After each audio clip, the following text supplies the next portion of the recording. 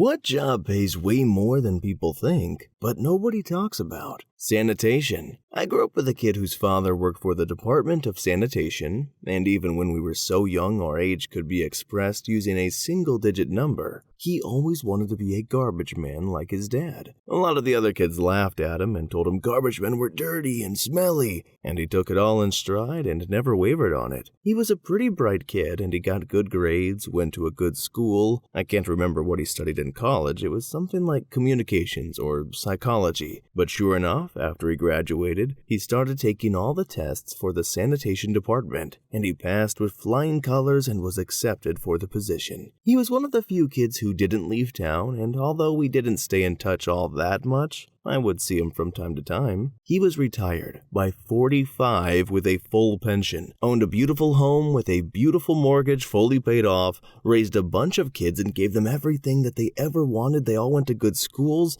I heard he decided retirement didn't suit him, so he made a lateral move working for the Department of Transportation. I heard he decided retirement didn't suit him, so he made a lateral move working for the Department of Transportation, and will do another 20 years there for another full pension, and by the time he's 65, he'll be earning more than most of the people he went to school with will ever earn. You see these people every day hanging off the backs of trucks, dumping your bins into the back of their shiny vests, and you don't think much of it, but there's a lot of money in that. The sanitation department went on strike once when I was young, and it essentially crippled the city. Unlike cops and firefighters who are legally not allowed to strike, sanitation workers can, and they will, always get what they are asking for, as the people in charge really don't have a choice. Just like the ignorant kids that sat next to him in class, so many people think it's a dirty, difficult, thankless job. But if the people stop doing it, for even just a few days, trust me, you will notice. All he ever wanted to be was like his dad, and it's a beautiful thing when someone makes their dream come true, and I know for a fact he never had any regrets. His kids are just as proud of him as he was of his pops. Next story. People are surprised to hear it, but flight attendants. To preface, this info pertains to US-based mainline airlines.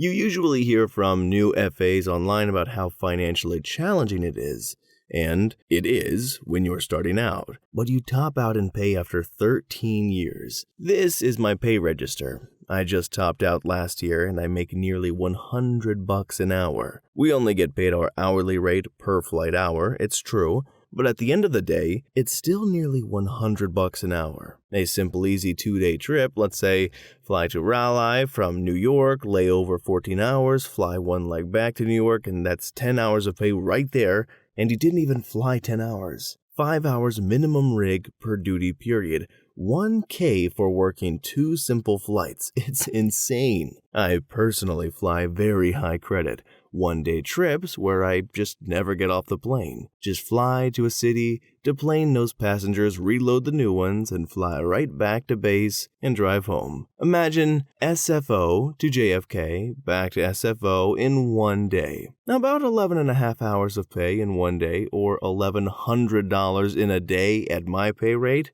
They are long days, but it gives me so much time off. I fly them for about 8 or 9 days out of the month, enjoy 3 weeks off, and gross $8,000 to $10,000 for the month. I have some friends that fly insane hours, like 250 hours a month, clearing 25 grand. It's not rich money, obviously, but for a job that only requires a high school diploma, I'm doing a lot better than tons of other people with the same qualifications of just a high school diploma. I have some friends that bust their butt all week, 9 to 12 hours a day, door dashing, make it in a week what I make in a day. I feel incredibly fortunate. I'm so glad that I stuck through the first few rough years on the job. Next story. Curling stone manufacturing. 6 guys in Scotland. 5 stones a day. Sole supplier to every Olympics and World Championship. Each stone costs $600+. A club set runs 10 grand, and here's the kicker. They have exclusive rights to harvest granite from one tiny island, granted by a marquess. Not because of the granite doesn't work, but because of tradition. 1.5 million a year in revenue. Only 6 employees, 0 competition, protected by a 170-year-old handshake deal with aristocracy. Huh. Now this one fits the title of the video. Never once in my life I thought about the curling stone manufacturing wages. But now that I have, if anybody's hiring. Next story. Aircraft mechanics at major airlines. It takes 5 to 7 years to reach the top pay rate, and most at close to or over $70 an hour now. And our contracts are nationwide, so we get paid that much in LCOL areas as well. I'm making just under $75 an hour in Kentucky right now. Plus, with our good overtime rules, it's easy to turn regular hours into double time. I made $310K last year, working less than 50 hours a week. Next story. This will get buried, but I fell into an amazing job. No experience, no diploma, just need to like kids. And have a talent and a bit of startup money. I face paint, but you can count on any kid-related entertainment. I make $100 an hour. Balloon animals, princess impersonation, potion fairies, bubble magic, it's so lucrative. I have a toddler, and so I only work when I want to. Make a decent living, and I get to stay home with him. Next year I plan on taking more jobs and seeing if I can make a nest egg for myself. Next story. Bartending at a dive bar. I work part-time. 2 nights at one, and typically clear at least $1,500 a week, some weeks around $2,200. That's more than my day job. It's brutal at times though. Drunks are annoying. It also taught me so much about dealing with people and how to connect with people from all walks of life, even people that I typically would never associate myself with. We all have common denominators. It's all about finding the ones that people will acknowledge, using the information people share with me, and you'd be surprised the things people will open up about. I kind of think of it as a game, and one of my favorite parts of this game is introducing people that would never talk to each other, and then kind of regulating the connection by bringing up topics I know they both will start talking about. And once it gets going, I slowly move on, and then eavesdrop on their conversation to make sure it's staying cool. I'd say I have a pretty high success rate, like 95%. The moment it starts getting political, I nip it in the bud and bring up football or either John Candy or Dolly Parton, and I watch the conversation blossom again. Next story. I'm a mover, and I get paid between $6,000 and $7,000 a month. Not bad. The reason is obvious. Most people either can't do something themselves, don't have the strength, time, tools, or experience, or they just simply don't want to. Best career advice I got was, find a job that no one wants, but everyone needs, and then charge for it. Ain't that the truth? See, that's where I've been going wrong. I've been looking for jobs that everybody wants, nobody needs, and I don't charge anything for it. What is this job, you ask? I don't know. They don't let you plan these jokes out ahead of time. I just sort of talk. Next story. I'm a carpet cleaner making $45 an hour, and my coworker with 5 years of experience is making $60 an hour. We do mostly offices and public areas, but every once in a while, a mansion needs their 30,000 square foot of carpet to be professionally cleaned, and we make bank off that. Plus, anytime there's a flood at a home or a building, we are eligible for double time. Next story. Digital estate liquidator and private auditor. When a billionaire disappears, or a high-ranking executive dies under complex circumstances, the family doesn't just call a lawyer, no, they call us to balance the hidden ledgers. My job isn't to count money, it's to find the variables that aren't supposed to exist. Unrecorded shell companies, automated server subscriptions in a non-extradition zones, and digital legacies that we still have active long after the funeral. The pay? It's astronomical, because you aren't being paid for the math, you are being paid for the discretion and the ability to delete a file that could collapse a market. Nobody talks about it, because if you're doing it right, the world believes there was nothing to find in the first place. See, I don't know if I read that in a kind of dark and mysterious way, or if it was just written that way, but regardless, it sounds like a Netflix original movie waiting to happen, starring Jason Statham, the private auditor. Next time, I'll liquidate all your assets. Next story. My brother struggled most of his young adult life to break even with bills and being a father to 6 kids. Then he started working as an insurance investigator, processing claims by inspecting every aspect of an accident, speaking to everyone involved, witnesses, and then denying 75% of all claims. What his particular contract with the insurance company, one of the biggest on the planet, was that whatever the number of dollars on the claim was paid to him if he declined the claim or to the customer if he approved it. He started clearing 6 figures in less than a year. He's now making over $1 million a year declining claims whether justified or not. Insurance is a scam, with the only ones benefiting being those who collect the money and those who decide if the money goes to you or themselves. The insurance companies pay out either way, to the investigator or the customer. If they pay out to the investigator, it is counted as a tax-deductible expense rather than a non-tax-deductible payout to a claimant. They save huge money by paying the investigator. Edit. I forgot to mention something important. I hate my brother. He is a foul, egotistical narcissist who smokes 5 packs a day and treats everyone around him like garbage, untrustworthy of being in his reeking of tobacco funk presence. Next story. Anything related to events. Personally, work in AV, but suspect this holds true for most sectors. If you work in an office and someone says, "Can you stick this TV on that stand and put it over there?"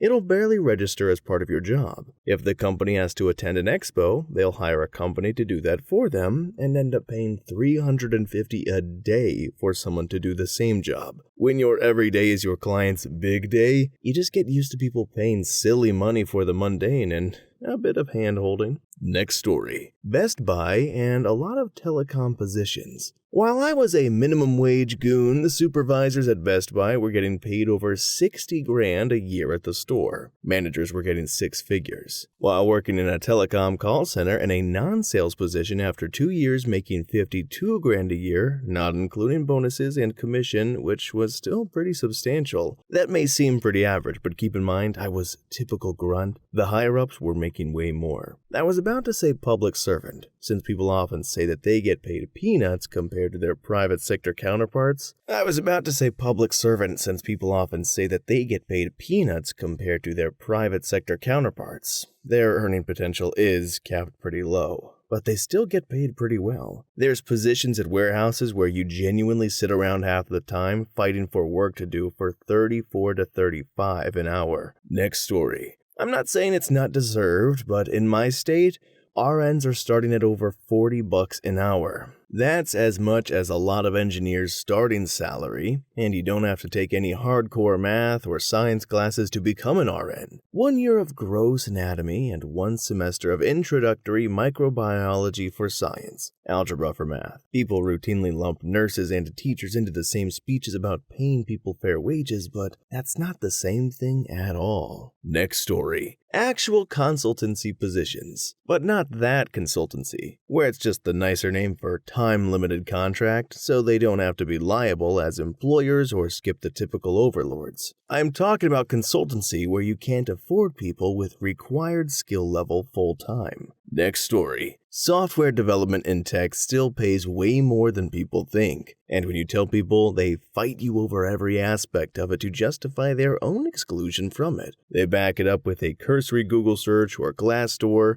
which is very wrong if anyone's interested. Income and salary are not the terms the tech industry uses. It uses total compensation. And if you Google income or salary for roles, you'll get answers that are around 1/3 of what people make in the more competitive companies. There are also 3 distinct kinds of companies that pay a certain way, with a compensation style in each kind, resulting in a trimodal distribution of tech compensation amounts. Next story. Certified Anesthesiologist Assistant, the CAA. It's criminally underrated. Just a 2-year master's program after your bachelor's, and you're making $180 to $300,000, working alongside anesthesiologists in surgery. Hospitals are desperate for them right now because there's a massive shortage of anesthesia providers. You get predictable hours, unlike the surgeons, high job security, and none of the decade-long medical school grind. The catch? High-stakes work, keeping patients stable during surgery, so you need to handle the pressure. But for 2 years of school leading to 200 grand, that's insane ROI that almost nobody knows exists. Next story. Insurance adjuster. Former catastrophe adjuster, $125,000 to $150,000. Company car, per diem, expense account, paid housing, extended assignment bonus, independent adjusters earn more, and seasons with multiple named storms out east and firestorms out west become an earnings bonanza. Also, pro tip, adjusting is an easy field to enter. Regardless of location, secure your Texas adjuster's license. Prep courses are on YouTube. Texas license reciprocates in most U.S. states. Insurance carriers and recruiters look favorably on it. Then obtain your Xactimate certifications. Xactimate is a structural estimating app. Not difficult to learn. Again, free courses on YouTube. And then that's it. Cost you about $750 total, but it opens the door to good earnings and work is always in demand. Like, I know he just hit us with a bunch of buzzwords and all, but I'm interested. I'm not, actually, but I'm going to save my whole speech about do something that you actually enjoy instead of trying to look for money for another time. Next story. Doesn't pay a lot in the grand scheme, but when I tell people I make $40 an hour as a department manager at a grocery store, they almost universally look shocked. Oh, and I get 6 weeks a year paid time off.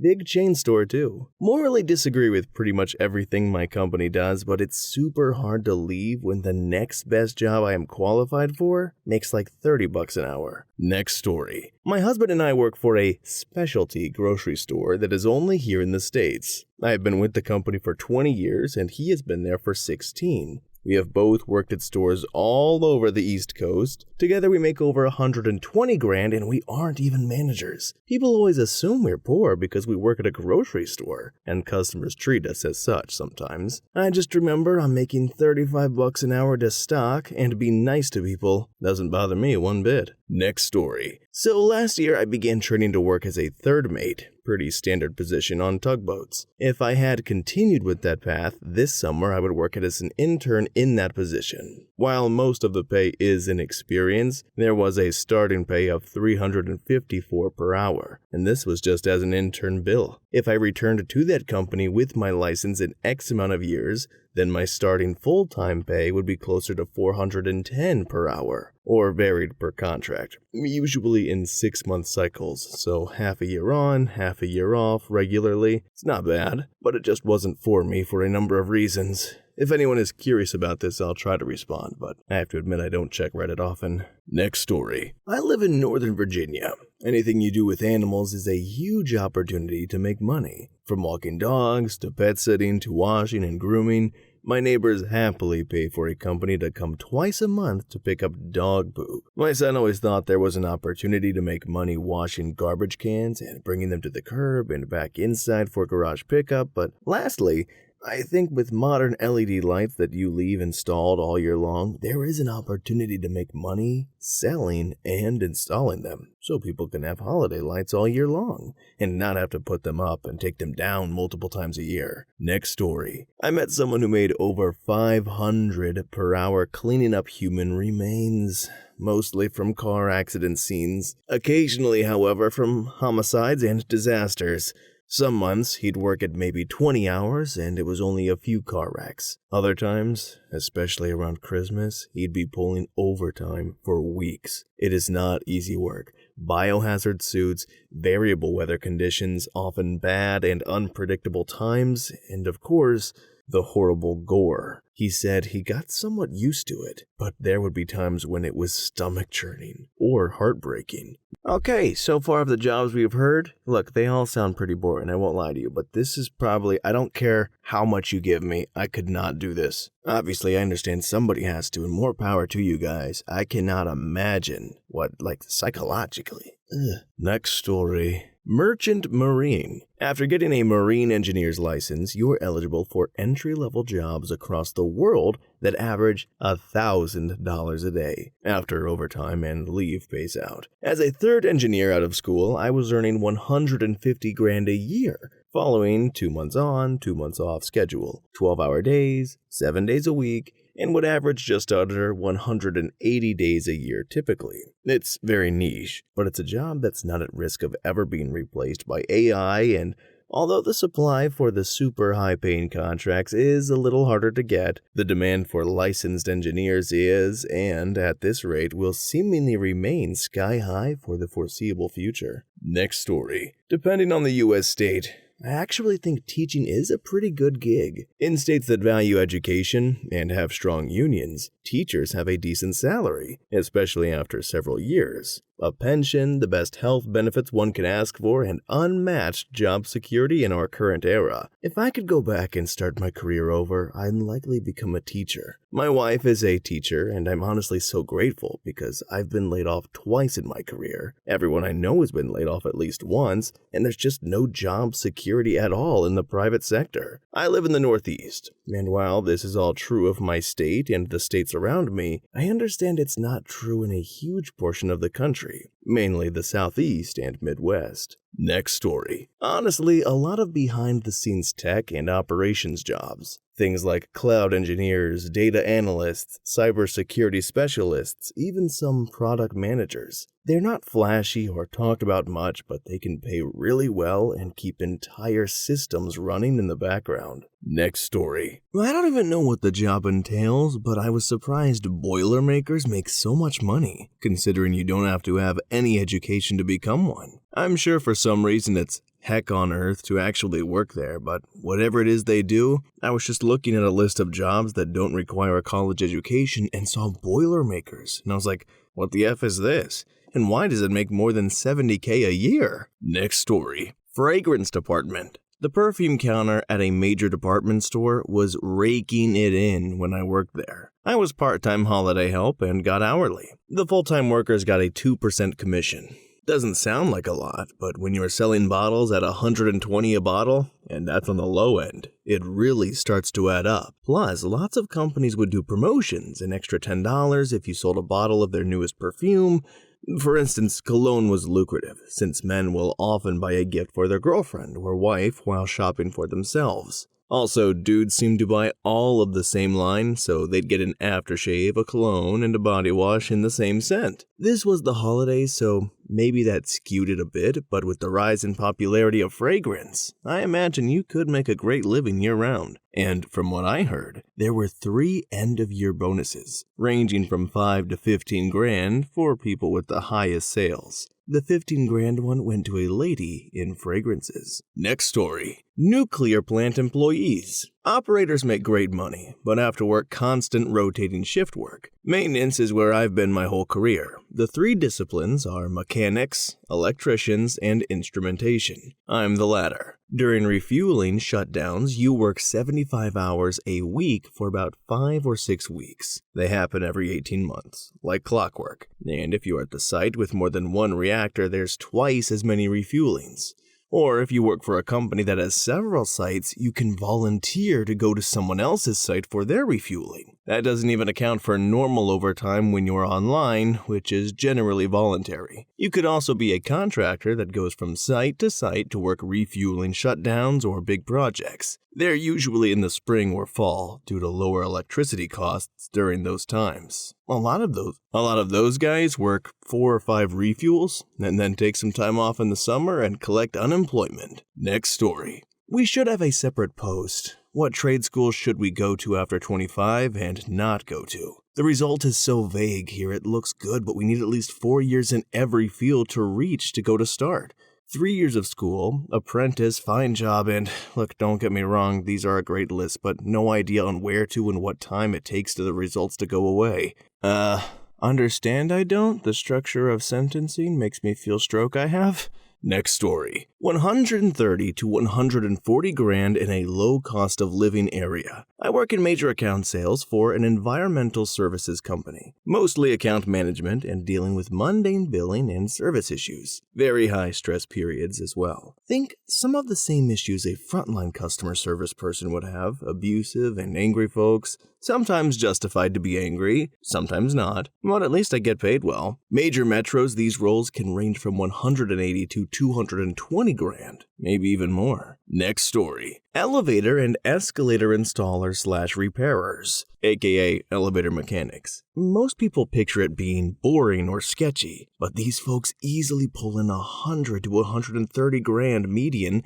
BLS 2024 to 2025 data shows $106,000, and 2026 reports pushing it higher with OT and union gigs. Plus, there's killer benefits and pensions, low competition since almost nobody thinks about it, and demand is exploding with all the new buildings and aging infrastructure. My buddy does it and basically sets his own schedule while fixing stuff most people never notice. Other underrated ones that pay way more than expected and fly under the radar: underwater welder / commercial diver, 150 to 250 grand. Risky as all get out, but the pay is insane for the right person. Radiation protection tech in nuclear plants, 6 figures with just an associate degree, huge demand. Owner-operator truck driver, 150 to 200 grand if you own your own rig.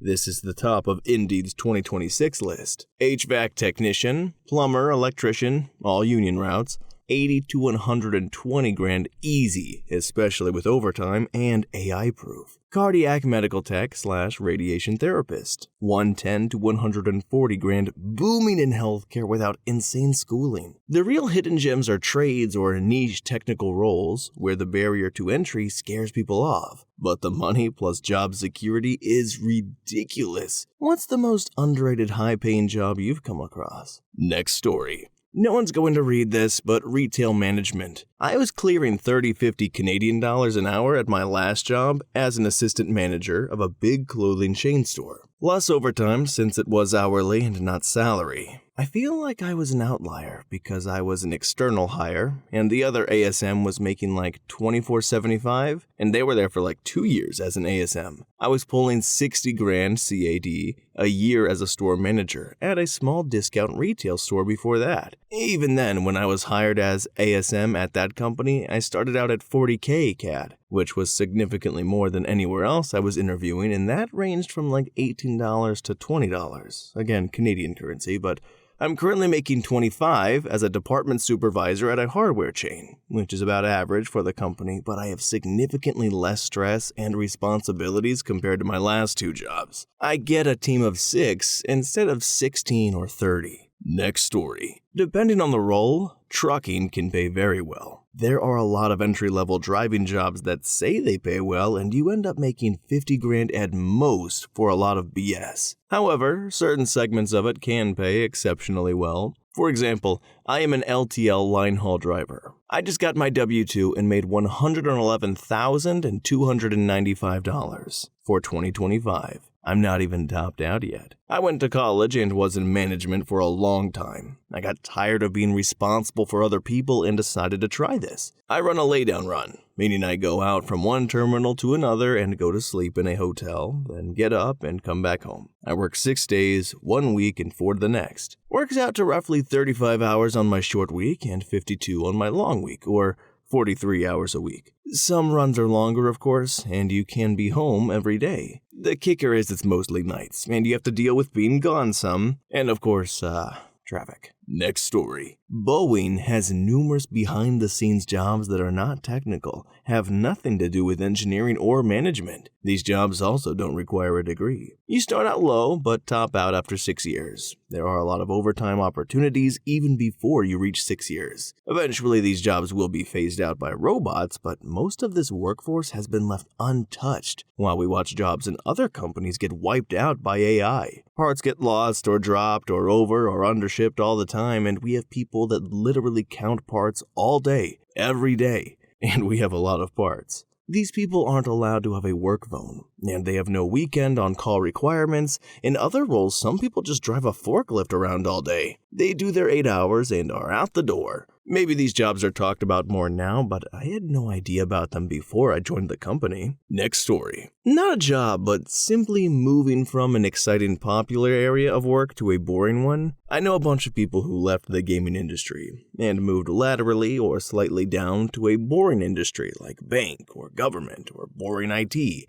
You can use their products, but you're never excited about their new launches. All of them upped their pay, and they also usually got a lot of better work hours and work conditions. Why is this? The games industry has been really hot for the past decades, so the companies don't have to treat their employees well. The companies also often operate on thin margins, either because they're solo or because they're under an umbrella that demands good numbers, or else they're downsized and closed. So, to anyone who's now unemployed due to all of these dang layoffs, look elsewhere. People have been very happy with moving to less exciting work. Next story. I work as both a nanny and a newborn care specialist, basically helping new parents with their newborn during overnight hours, showing them what to do, There are so many people who look down on what I do. Many of them bring home entirely less money than I do, but it's fine with me. I'm laughing all the way to the bank. My boyfriend drives a fuel transport, and I can't tell you how many people have made comments about him just driving a truck. But again, if they saw his paychecks, they would be doing the same work themselves. Next story. Medical laboratory scientist, especially since it's just a bachelor's degree, usually. After my 2-year in general studies, when it became time for me to choose a career, I thought, I really love doing laboratory busy work. I even like running the PCR machine. Nobody likes running the PCR machine. Let's see how many peanuts I get if I just hang around a lab doing ELISA tests for a living. Wait, they'll pay me how much? Got a scholarship that's close to a full ride to study it too. Baby, my future looks bright. Offer potentially only valid in the United States. According to my Polish friend, who's a doctor, the field is completely saturated in the EU, or at least in Poland. Though I imagine the rest of Europe as well. Not sure how it is in Zimbabwe or Equatoria or whatever. Next story. Carpet cleaning, specifically the residential cleaning and flood remediation side of it. Essentially clean during the day and then go on an on-call rotation during the night for floods and water heater leak, fire sprinkler busts. Someone leaves the bathtub on too long, you get the idea. It's satisfying to clean and help others at the same time. Money-wise, you can clear $65,000 with no formal education, just a bit of training. You can also become IICRC certified, essentially becoming a certified carpet tech. There's also the potential to branch off and start your own business. As your connections with people you meet grow, people just want you only coming to clean if they can. I did it for 4 years and it taught me a lot. The most money I made was in a 3-month period where I had to have cleared at least $30,000 on side jobs, plus working for a company full-time. Next story. Tow truck drivers can make $140,000 doing incident responses where I live. Rocky Mountain Highway, corridor, heavy winter weather. They get paid for hookups, towing trucks, 18-wheelers, big company bills, wrecks, and even driving stranded passengers home, often hours away and charged by the mileage, and the insurance companies are often writing the checks, not people's wallets. Next story. Anything related to all on-call for infrastructure, especially if it's related to public safety. I make decent money supporting high-end infrastructure for 911 and law enforcement. Lots of responsibility to ensure everything has 100% uptime and all the fallover responses work automatically if something does fail. We essentially have an unlimited budget to support operations. Next story. People knocked on me for working restaurants as a server and not moving to management. I got real good at it. And when I get asked what my sales are, I say, I don't care. All I care about is my tips. I'll break $300 easy. And on holidays, my regulars tip extra. When my boss has to tip me out, I know exactly what they're thinking. You made more in one shift than I did all day. Source, I used to be a manager at a restaurant. Sales. Not even with the big flashy products. I have been selling building materials for most of my career. Started working in lumber yards, then 17 years selling materials for large commercial and infrastructure projects. I have friends that make $300 to $500,000 selling rebar in New York City. I now work an odd role somewhere between a hired gun and consultant for smaller manufacturers. Next story. CDLB, tourism motor coaches. I know tons of people making $15 to $30K cash tips in 3 months every year on top of pay and OT. Garbage truck can be bonkers pay. Multiple friends left my last job for garbage truck, starting $35 an hour, no experience. This was in Indiana, Minnesota, Ohio, Alaska, and Colorado. Not every job like that pays good, but many are out there if you're willing to move. Some are union. I know lots of CDLB places starting 25 plus with zero experience. Some are low COL too. Colorado is not. But equipment is typically CDLB and wildly fun in my opinion. Most 30-year drivers I met, transportation foremen formerly, said F Class A. B brings good money if you're smart about it. Government work has a ridiculous amount of CDLB work. Water plant, very desperate to hire workers, like it's a problem, actually. Effing cakewalk 90% of the time. I loved doing water work. I didn't like wastewater, but it wasn't that bad either. I could not get over the smells, not even bad, just very thick, earthy smell. Most people didn't really mind it. The drinking water was fun though. Water plants are everywhere. It's pretty much a guaranteed job any place that has water source, like it's livable. There's some super niche work too. I worked up in the Rockies in the middle of the woods and zero people around, ever. Next story. It might have been replaced with AI, but medical biller. I had a friend whose mom worked from her home. Her job was to take a bill from a doctor and match the procedure code from the doctor with the matching one from the insurance, since some insurances use different codes. She would work like 2 to 4 hours a day and make over $100K a year doing it. Spent most of her time playing Candy Crush. I will say that she had been doing it for 20 years, so knew the system really well, which might be why she completed her work so fast. Next story. If you're willing to grind, DoorDash. A buddy of mine did 10 hours every Saturday and 4 to 5 hours every Sunday for a couple of years and usually pulled in $500 to $700 a weekend. It was physically and mentally draining, but combined with his full-time job, man, he stacked an F-ton of cash. He ended up buying a brand new car outright and putting a down payment on a 4-bedroom suburban house, so clearly it paid off. Holy smokes, dude. I must have been DoorDashing wrong. I tried to do this for about a year or so and was not raking it in like that. Was it me? Was I the problem? Probably. I would just get bored and grab Chipotle and pause my dash. In fact, I think I lost more money than I made. Next story. Bartender. A lot of people dismiss the hospitality industry as being for teenagers and college students, but you can make some serious money if you are a decent bartender, especially in higher-end bars and establishments. My friend worked as a bartender in a high-end hotel in my city, and he would regularly finish Saturday night shifts with over $1,200 CAD tips plus his hourly wage. Wealthy regulars would slip him 150 bills as tips for making just a couple of drinks. Not saying it's an easy job, because it's definitely not, but if you have the charisma, the social skills, the techniques, and knowledge, it's actually a pretty solid career. Next story. In Canada, the military. About 7 years in, and I'm making close to 6 figures. I joined older, but there's kids I'm working with that joined right out of high school, never had student loans, driving nice cars, 25 vacation days a year, and it's nearly impossible to lose your job. I've seen people that seem to be trying to, but no dice. I was in Italy for a month last year, basically fueling a plane and making like $200 a day for meal allowance, my own hotel room, and not paying taxes on my salary. If I had joined right out of high school, I'd be retired at like 40 with a full pension. The biggest negative is you can't really be tied down geographically, as they can move you, but they are trying to do that less these days. Next story. Industrial sales for niche manufacturing equipment. Buddy of mine sells CNC machines and components. Makes about $180K base plus commission that can hit $300 in a good year. No one thinks sales when they hear manufacturing. He keeps a weekly log of every detail, every customer pain point he solved, the technical aspects he had to learn.